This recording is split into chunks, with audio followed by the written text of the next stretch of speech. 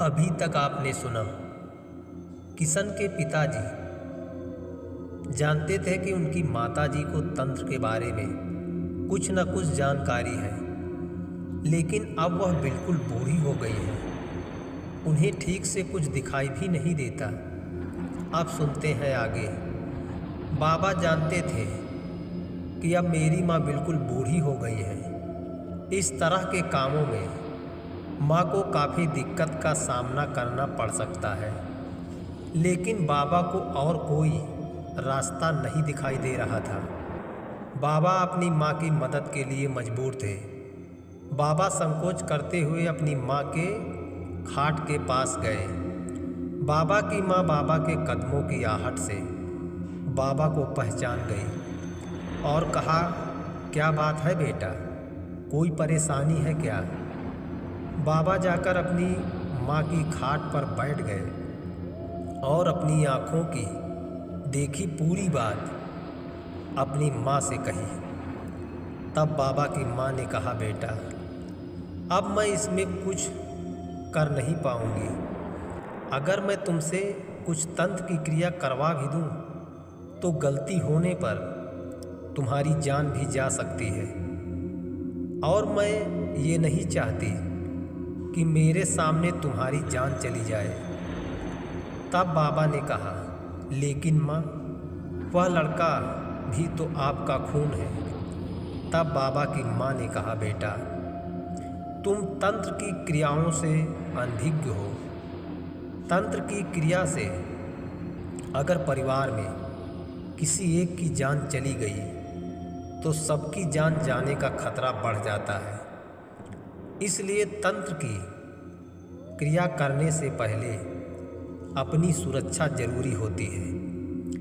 बिना जाने समझे किसी कार्य को करने से परेशानी अधिक बढ़ जाती है। तब फिर बाबा ने कहा, क्या करें अम्मा, अपने नाती को ऐसे ही पड़ा रहने दें इसी हालत में? तब अम्मा ने कहा, मेरे रहते तुम इतना क्यों परेशान होते हो?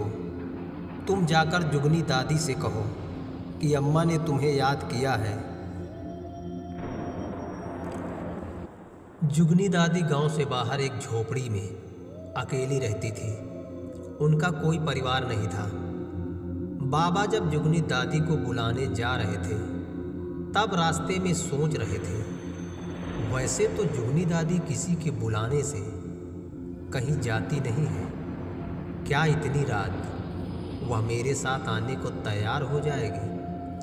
और अगर जुगनी दादी आएगी भी तो वह इसमें क्या करेगी? मैंने तो अभी उन्हें इस तरह कुछ करते नहीं देखा। फिर अम्मा ने जुगनी दादी को क्यों बुलाने को कहा? यही सोचते हुए बाबा जुगनी दादी की झोपड़ी के पास पहुंच गए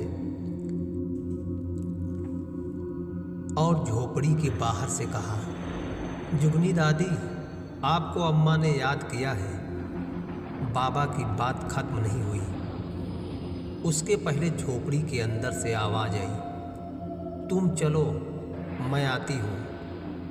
बाबा जुगनी दादी की आवाज़ सुनकर चौंक गए। जैसे दादी को पहले से ही पता था। बाबा 2 मिनट रुककर जुगनी दादी के साथ चलना चाहते थे, लेकिन दादी ने फिर कहा, मैंने कहा ना, तुम चलो मैं आती हूँ। बाबा ने लौटकर अपने घर की तरफ चल दिया। तभी अचानक से बाबा को एक बात याद आई कि गांव और शमशान के बीच में एक तांत्रिक रहता है। क्यों ना चलकर उस तांत्रिक से बात किया जाए। बाबा जुगनी दादी के दरवाजे से पीछे न आकर 100 कदम आगे, थोड़ा और आगे बढ़ गए, जहाँ पर वह तांत्रिक रहता था। बाबा जिस गलियारे से आए थे उस गलियारे से करीब 10 फीट नीचे की तरफ था तांत्रिक का वह भयानक डरावना स्थान, जहाँ पर दिन में लोग जाने की हिम्मत नहीं जुटा पाते थे। तांत्रिक का वह स्थान कोई बहुत बड़े जंगल में नहीं था, लेकिन तांत्रिक का वह स्थान एक अजीब तरह के जंगल में था।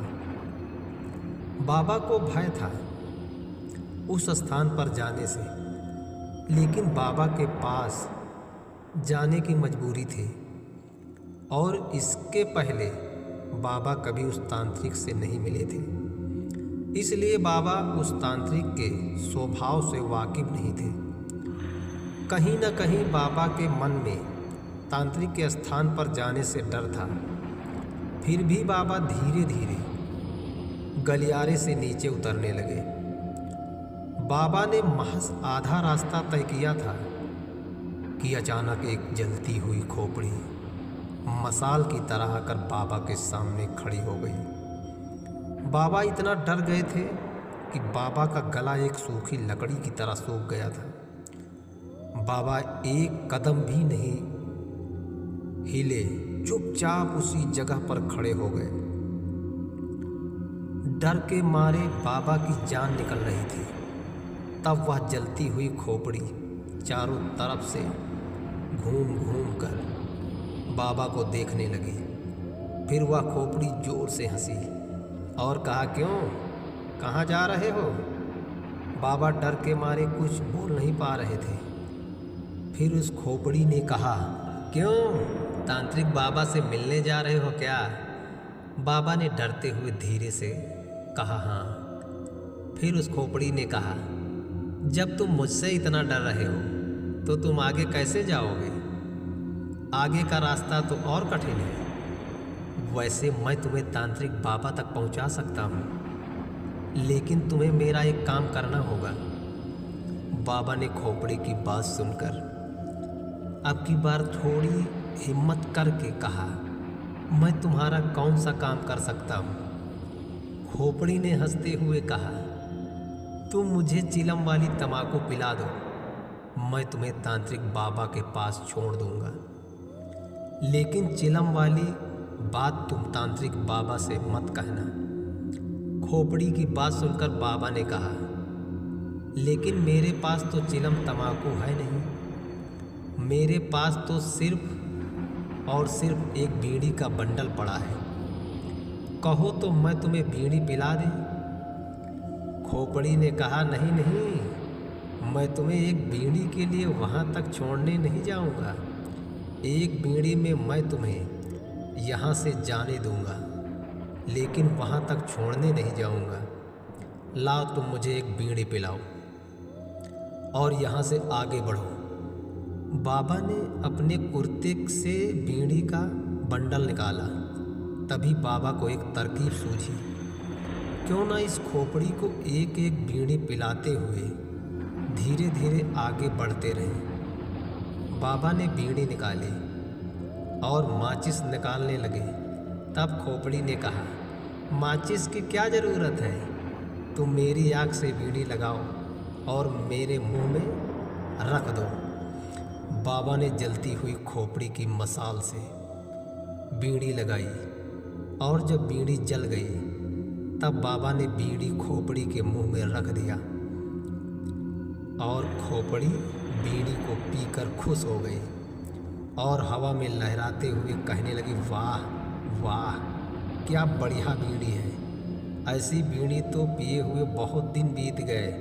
वाह, क्या बढ़िया बीड़ी है। वह खोपड़ी बीड़ी में मस्त हो गई। बाबा ने उसी का फ़ायदा उठा लिया। जैसे ही उस खोपड़ी के मुंह में बीड़ी खत्म होती, बाबा दूसरी बीड़ी जलाकर उस खोपड़ी के मुंह में रख देते और बीड़ी खत्म होते होते बाबा 4-5 कदम आगे बढ़ जाते। धीरे धीरे बाबा तांत्रिक की झोपड़ी के पास आ गए। जैसे ही बाबा तांत्रिक की झोपड़ी के दरवाजे के पास गए, बाबा को चारों तरफ से कंकालों ने घेर लिया। बाबा ने कहा था, एक तरह से मानो कंकालों ने हमला ही कर दिया था, लेकिन उस मसाल वाली खोपड़ी ने तुरंत नीचे आकर मुझे बचा लिया। तब सभी कंकालों ने कहा, तांत्रिक बाबा, बाहर आकर देखो, आज मंगरे की खोपड़ी किसको लेकर आई है। यह मंगरुआ 2-4 बीड़ी में भी बिक जाता है। इतना कहकर वह सभी कंकाल अदृश्य हो गए। वह जलती हुई खोपड़ी फिर से पहरा देने लगी। बाबा वहीं झोपड़ी के सामने खड़े थे। कुछ देर बाद तांत्रिक अपनी झोपड़ी से बाहर निकला और आते ही कहा, क्या बात है भीखू, तुम इतनी रात मेरे पास क्या करने आए हो? बाबा तांत्रिक की बात सुनकर दंग रह गए और सोचने लगे, यह तांत्रिक मेरा नाम कैसे जानता है? मैं तो कभी इससे मिला नहीं। फिर भी तब तक तांत्रिक ने फिर कहा, भीखू, तुम्हें इतना दिमाग पर जोर देने की ज़रूरत नहीं है। मुझे तुम्हारे बारे में सब पता है। तुम्हारे पोते में ही भूत का साया नहीं है, तुम्हारे पूरे गांव पर भूत का साया है। कल की रात तांत्रिक घेरे से एक तंत्र सिद्ध हड्डी गायब हुई थी। यह सब उसी हड्डी का प्रकोप है। तब भीखू बाबा ने कहा, क्या अब उस हड्डी के प्रकोप से बचा नहीं जा सकता? तब तांत्रिक ने कहा, वह एक अजीब घटना घटी थी। एक शरीर की 2 हड्डी सिद्ध होने पर एक शरीर धारण करती है, लेकिन अब वह 2 हड्डी 2 भागों में बंट गई हैं। अब उसका परिणाम क्या होगा कुछ कह नहीं सकते। तब भीखू बाबा ने कहा, फिर मेरे पोते का क्या होगा? आप इतने बड़े तांत्रिक हैं, आप कुछ तो कर ही सकते हैं। फिर तांत्रिक ने कहा, तुम इतनी दूर चलकर मेरे पास आए हो, मैं चलकर तुम्हारे पोते को देख सकता हूँ। तांत्रिक ने अपनी आँख बंद की और मन में कुछ बुदबुदाया। फिर वहाँ पर बहुत सारे कंकाल उपस्थित हो गए। तब तांत्रिक ने उन कंकालों से कहा, तुम सब लोग मिलकर यहाँ पर पहरा देना। मैं मंगरू को लेकर पास के गांव में जा रहा हूँ। कोई भटकती हुई आत्मा आए तो पकड़ कर रखना। तांत्रिक, भीखू बाबा और जलती हुई मसाल वाली खोपड़ी तांत्रिक के स्थान से निकलकर जल्द ही गलियारे में आ गई। जलती हुई खोपड़ी गलियारे के करीब 20 फीट ऊपर उड़ते हुए हवा में चल रही थी, जिससे बड़ी दूर तक उजाला दिखाई दे रहा था। तांत्रिक और वह जलती हुई खोपड़ी इतनी तेज चल रही थी कि भीखू बाबा को उनके साथ चलना मुश्किल हो रहा था। मुश्किल से 5-7 मिनट में तांत्रिक भीखू बाबा के दरवाजे पर पहुंच गया और जाकर उस लड़के की खटिया के पास खड़ा हो गया। भीखू बाबा अभी अपने घर से कुछ दूरी पर थे। किशन उस तांत्रिक और उस जलती हुई खोपड़ी वाली मसाल को देखकर डर गया था। तब तक किशन के पिताजी भी पहुंच गए और कहा, तांत्रिक बाबा, आप मेरे पोते को बचा लीजिए। तांत्रिक ने अपनी झोली से 4 मसान की खोपड़ी निकाली और उस लड़के के खटिया में चारों तरफ लगा दिया और धीरे धीरे किसी मंत्र को पढ़ने लगा। कुछ ही देर में वह चारों खोपड़ी खटिया में चारों तरफ घूमने लगी।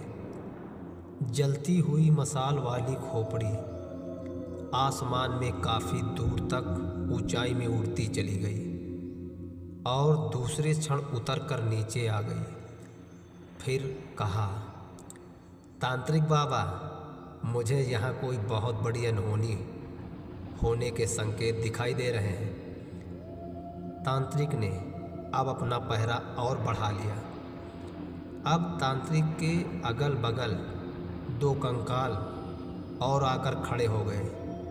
तांत्रिक मंत्र पढ़ पढ़ कर लगातार अपनी झोली से राख निकाल कर उस लड़के पर डाल रहा था, जिसके प्रभाव से उस लड़के में निरंतर सुधार होता जा रहा था। लेकिन तभी अचानक घटी एक ऐसी घटना जिसका तांत्रिक को अंदाजा भी नहीं था।